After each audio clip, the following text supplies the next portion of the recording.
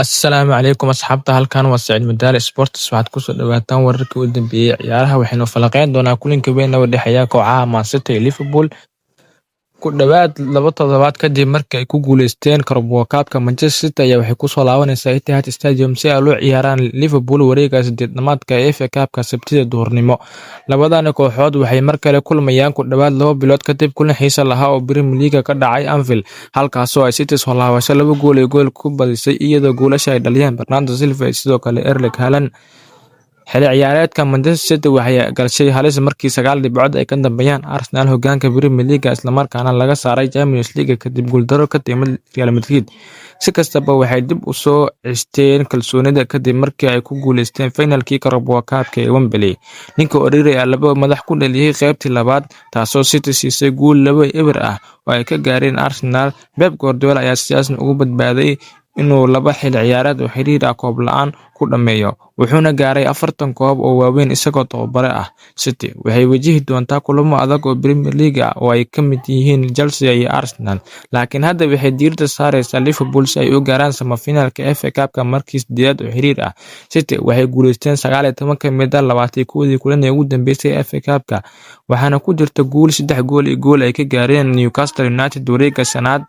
kaliya 2 jeer ay guuldareysteen muddadaas waa finaaladii 2024 iyo 2025. Sidoo kale City waxay 17 kulan oo xiriir ah guuleysteen gurigooda FA Cup-ka. Guuldaradii ugu dambeysayna waxay ahayd 2015. Dhanka Liverpool, kulankan wuxuu noqonayaa kii ugu horeeyay tan iyo markii Mohamed Salah uu ku dhawaaqay inuu ka tagayo Liverpool dhamaadka xilli ciyaareedkan kadib 9 sano uu haliyey ka ahaa kooxda. Salah oo 33 jir ah ayaa ku maqnaa dhaawac kulankii Brighton ee 2 gool iyo gool ku guuldareysteen. Steven Gerrard ayaa kula taliyay inuusan kooxda u tagin si xun kadib khilaaf uu la yeeshay tababare Arne Slot. Liverpool waxay haysataa ugu yaraan 10 kulan oo ka haray 3 tartan inkastoo booska Premier League ee top 5 uu muhiim u yahay. haddana FA Cup-ka ee Champions League sidoo kale waa muhiim mustaqbalka Slot. Ka hor kulanka PSG ee Champions League, Liverpool waxay wajahaysaa City 2 jeer oo hore ugu badisay xilli ciyaareedkan. Haddii City mar kale badiso waxay noqon doontaa kooxdii labaad ee 3 jeer ka badisa Liverpool hal ciyaareed gudahood.